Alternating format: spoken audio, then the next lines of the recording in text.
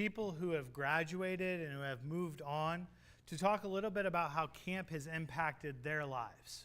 And so did an interview with Logan. I did an interview with Ainsley.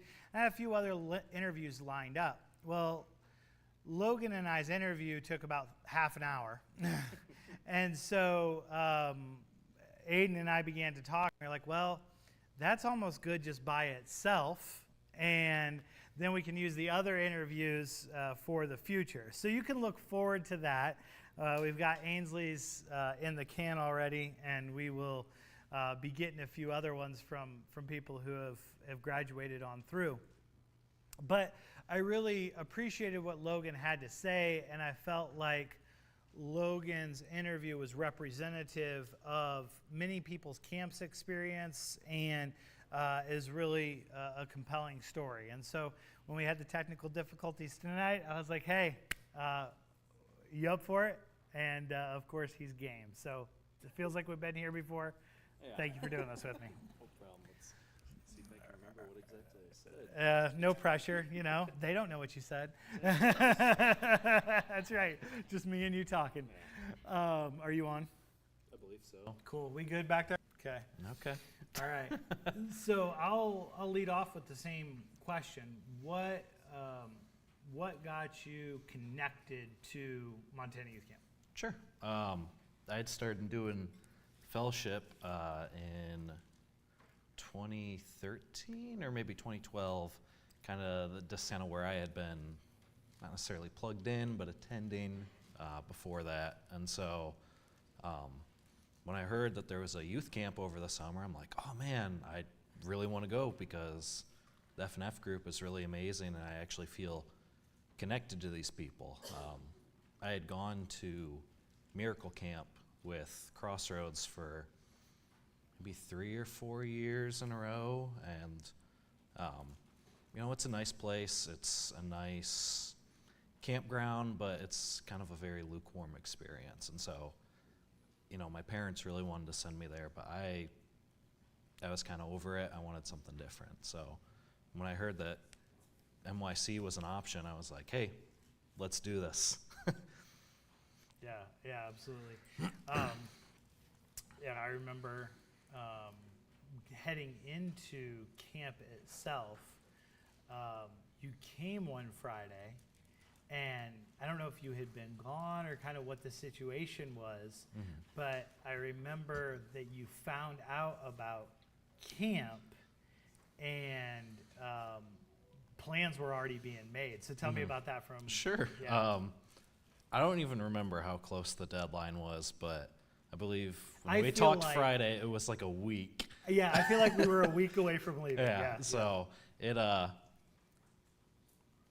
Marshall kind of gave me an ultimatum of a week, and he said, you get the paperwork done, you give it to your mom, get us the payment, like, and we have a seat open for you, but if you're late by Friday, like, it's not happening. So By Monday, actually. 'Cause maybe, it was yeah, Friday no. that you came to camp, and then so or F&F, and then Monday. yeah, within a short time, I had got all the paperwork done, got it turned in, and I think that kind of showed a little bit of my enthusiasm towards going there. So it was a little bit of a lucky break. Yeah. No, I actually remember being a little bit surprised that we were, because I wanted you to go. We had the open seat.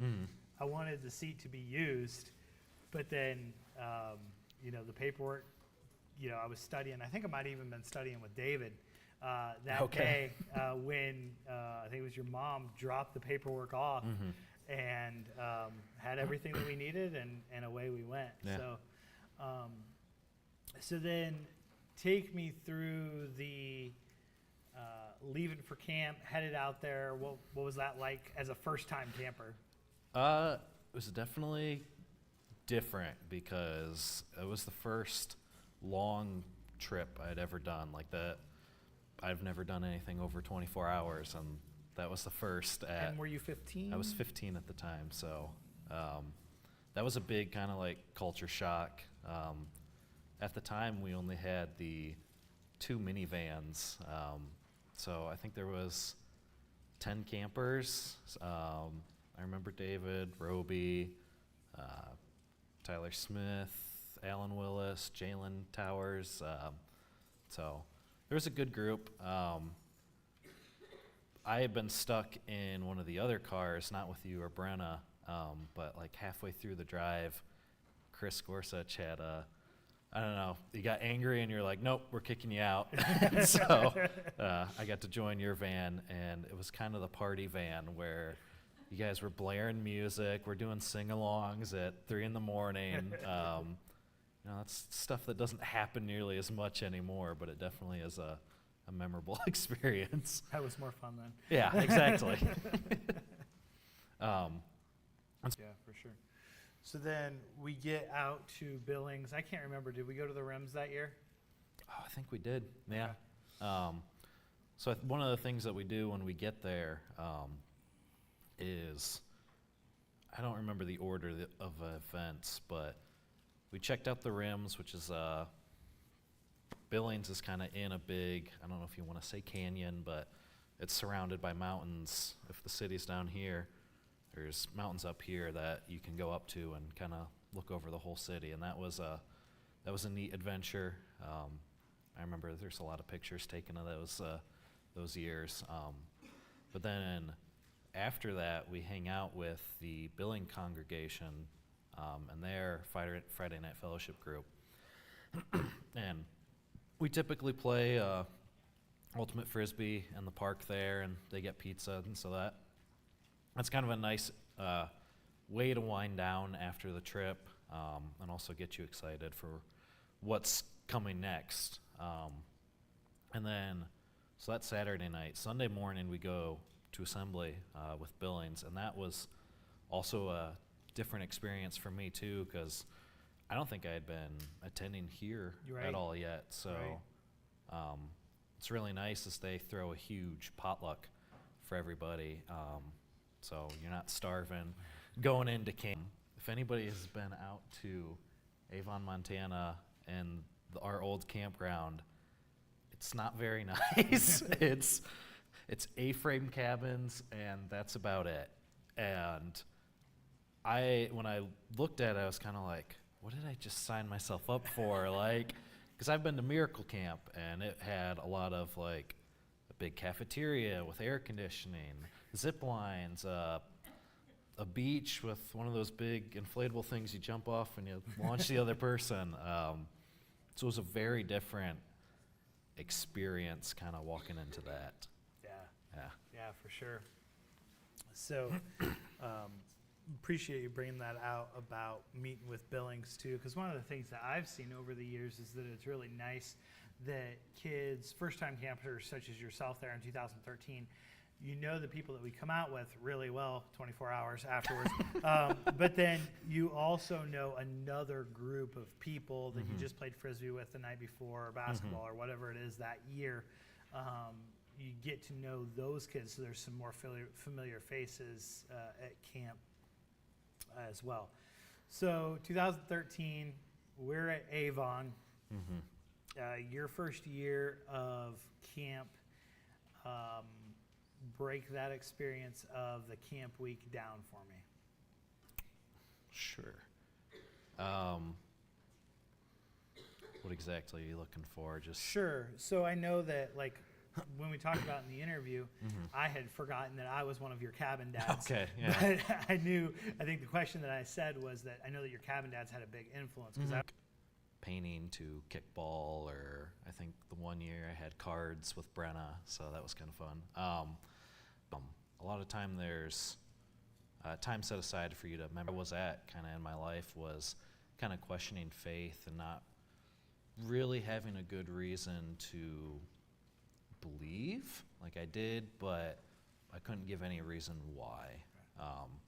And so I believe I had talked to Mike about that, and he was really encouraging to me about like, hey, you know, like, I'm sure Marshall would be willing to study with you, and hey, you should totally ask him. He's a great guy to go to. And so I think by Tuesday is what we had agreed upon. Tuesday or Wednesday, I had asked Marshall for a Bible study, and that it was just the same question, like, hey, I'm struggling with faith, like, is there anything you could give me to have a more secure foundation? I know you studied with some of the other guys at the time, so that was easier to ask, like, at the time. Yeah. That makes sense. I always appreciated that because it was, I remember exactly where I was. We were in the field with prison ball, and you Really? came Okay. up. You had been talking to Mike obviously earlier, and you asked, hey, can I have a study? And you kind of said, I know that you study with some of the older boys, and I said, yeah, we'll get that set up when we get home. And so that's exactly what we did, right? Is we set a time after I got off work from Riley Tractor Parts. I think we set it for a week from Monday. So if we got back on a Sunday, then I think we set it up for a week from that Monday or a week from that Tuesday, and that was when we had our first Bible study. So take me back to kind of the rest of that week of camp, and then rolling into the effects that camp had in your life immediately after that. Sure. Yeah, camp was super encouraging. What was the theme of your first year? I think it was Be a Revolution. Yeah. Was that the black shirt? Yep. Yeah, Yep. that was the first one for me. So, yeah, it was super encouraging. It was one of those things, kind of comparing it to previous camps I had been to, where you could tell something was different. Like, the people there, just talked about Mike Ferguson. He really spent some time with me as one of my cabin dads. But, like, in comparison to what else I had been to, it really felt like Miracle Camp was a lot of teenagers there, kind of in a program, just kind of working with young kids, and their hearts somewhat in it, somewhat not. But at least with NYC, the lessons were solid. You could tell that they had some real value to it, and that everybody was working on the same page. But not only that, like, it's fun. I remember a lot of the activities we did. There's a thing we do called the Olympics, or the NYC Olympics, and you have like a set of tasks before you, and very early on somebody tipped us off to look for loopholes and how to abuse the game, and that was right up my alley. So I remember that very fondly. I could not remember specific activities, but I remember there's like a picture of me and a camper like blowing through straws to try to like hold this, I don't know, marshmallow in the air or something. Like, it's just a lot of fun. And one of the things too is you create a lot of relationships with people out there that I found stick through the years. And so you had asked about immediately following. The reason NYC kind of sticks with me is because right after my dad had passed, I had gotten letters from some of the kids and even some of the staff from the congregations out in Montana and maybe North Dakota too. I didn't know at the time. And that stood out a lot to me because who does that after knowing you for a week of a summer camp? Nobody had ever contacted me again from any other previous camp I had been to, so that stood out a lot. And then the same thing happened again a month later when I got shot. Right. And I still have those letters and I cherish them fondly. Yeah. Just a lot of encouragement. Like, I know the Berees sent a care package to me, just with like some books and maybe some funny inside jokes that had happened like at camp. So Yeah. No, awesome. That's one of the things looking back on that I can see really clearly is like the hand of God moving in those things. Like, absolutely a lot of credit to somebody like Mike Ferguson, a lot of credit to somebody like Jill Beree. You know, they were working with the Lord, but also saw that like very clearly the Lord was working with us. You know, the fact that I have no idea why we had a spot open, you know. Yeah. But I know now why we had a spot open. And you were supposed to be there, right?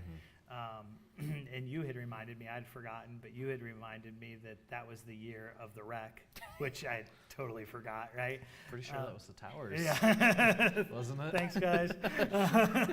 Sorry again. But, you know, there were so many things there that, like, the timing of the Lord was very, very clear.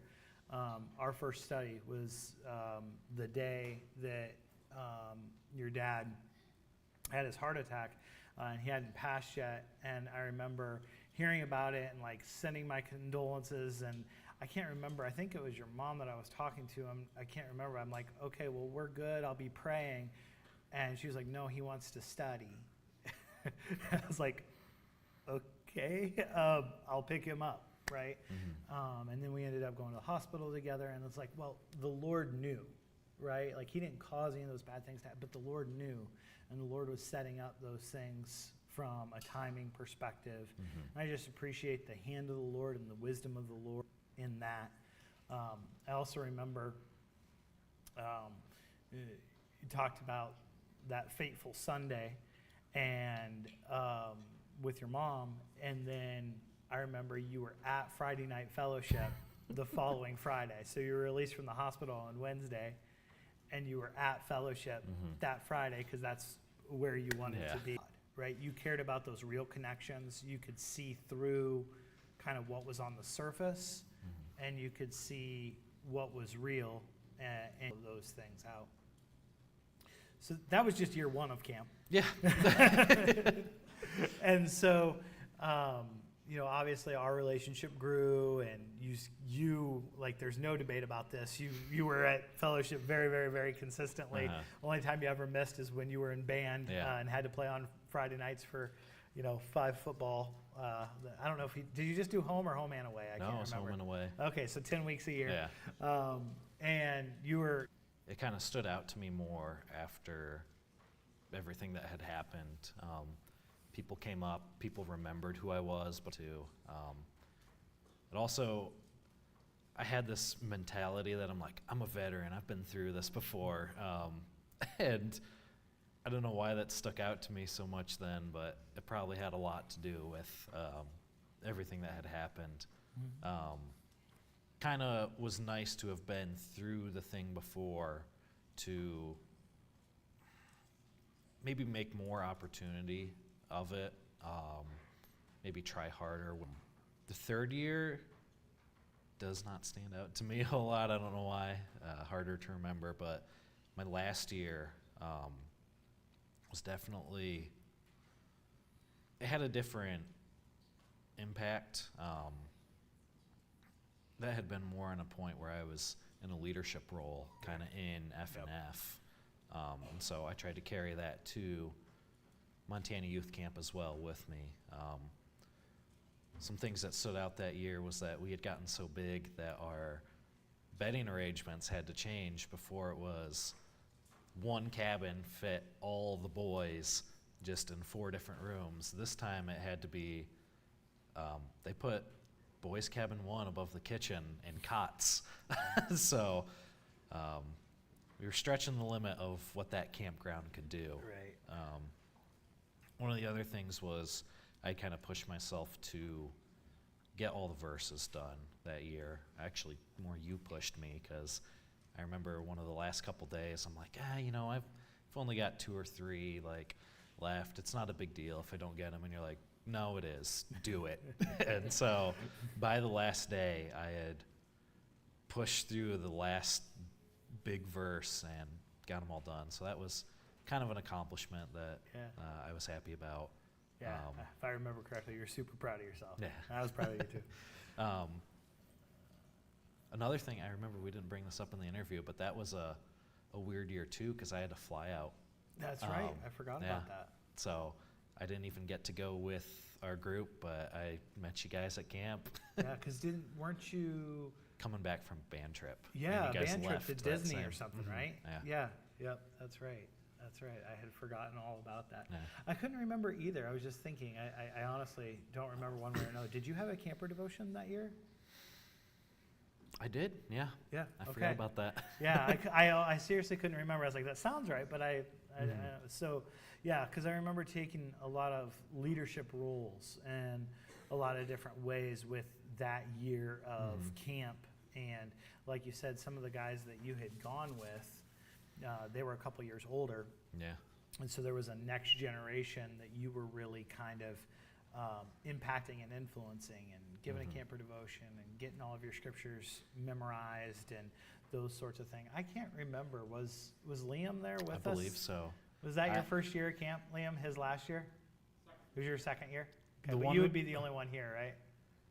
Yeah. I just remember him dropping him off at some random gas station with his That's family. right, in South Dakota. Yep, that's correct. Yep, because you flew out and then you came Yeah. back with us. And where at in South Dakota, Liam?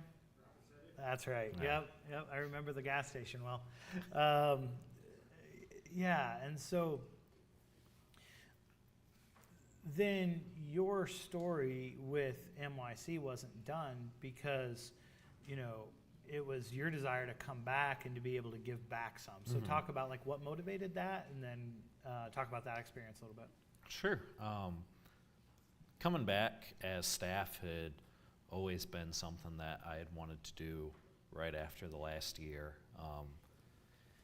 I think during my last year or second to last year, there was people that were campers my first year that were now staff. Like that was a thing that had been starting where people would come back and they were staff. And I was like, oh, there's opportunity there. I'd like to do that. Took a long time for it to happen just because of circumstances with school and moving and different jobs. But finally, once I had some more stability in my work and kind of when the time aligned 5 years later, I was able to be staff. So that was in 21. We had drove out. I had helped you drive out. I think we had one van that year. That sounds right. Yeah. I think the post-COVID year we just did one. Yeah, and so it was just strange. A different group of Because we're kids. 5 years later. Yeah, so Yep. everybody I knew besides maybe Liam was out, and it was all the new kids. And so it was just a very different experience because we had also changed campgrounds. So I was video crew that year, and it's not exactly the same experience you would have as a cabin dad or like a family group leader, but there's some opportunities because of how free it is without being on a schedule, that you can interact with people however you want. So when I wasn't taking video, I would try to interact with the kids as much as I could. I remember a session of Gaga Ball, because I had a built-in Gaga Ball pit. Probably play. With that, there's some charm that's a little bit lost too, because you really had to make the most out of what you had, and the staff really made that work at Avon. But Bear 2 is still nice, and you're still getting the same thing out of it. Right. So I would try to interact with some of the kids. I remember one I was playing Frisbee with pretty consistently when I could for maybe like 15 minutes. Like, I got a break, why not? And I remember at the end of the camp, he kind of ran up to me and I was like, hey, thanks, Mr. Sherman. I really hope you come back next year. And that meant a lot to me, but I'm sure it meant more to him. Right. And so I've always just wanted to be able to give back, and that's what motivated me to be there, because I know how much it affected me. Yeah. And you see that experience a lot with campers who get to come back. I looked at something last year. I was just curious as I was getting ready for our Christian school staff appreciation dinner, and I realized that everybody, all of the staff members with the exception of one, had either gone to a Christian school or had been helping in a Christian school, volunteering in a Christian school, or had kids in a Christian school. And I think that too, one of the things that we've seen in recent years with camp is that so many of the people who help with camp are people who have been campers before. And that experience meant so much to them, and it impacted them so greatly that they wanted to be a part of that, to have you with me. And we continue to grow and develop our relationship, and it was a really good time. I think that it speaks a lot of volumes that was so important to you. And I think I mentioned at the wedding, it meant a lot, or looking back on it, Ainsley was really there as she corrected me. She was not the oldest camper there. She was the oldest female camper there. So I just wanted to get that on the record. But as the oldest female camper there, that she was really going to camp that last year, the year that in 2021, she was really going to camp, trying to impact those younger girls, trying to make an impression, trying to be a leader. And she talked in her interview too about her goal was to make the younger girls more comfortable, right? And to help them to really be seen. And it demonstrates a lot to me that she was there trying to do the thing that she knew best how to do to positively impact the kingdom of God. You were there doing what you knew how to best impact the kingdom of God.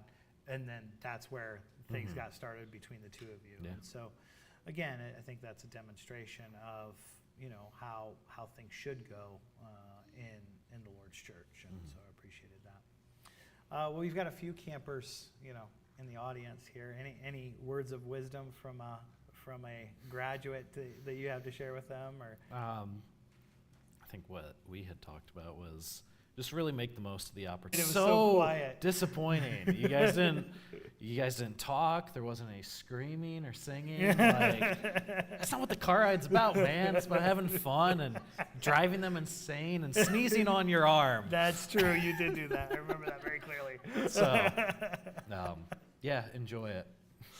He got Night and day. These kids don't know how easy they have it. No. So thanks for being flexible. Thanks for doing this in person. Give him a big hand, guys.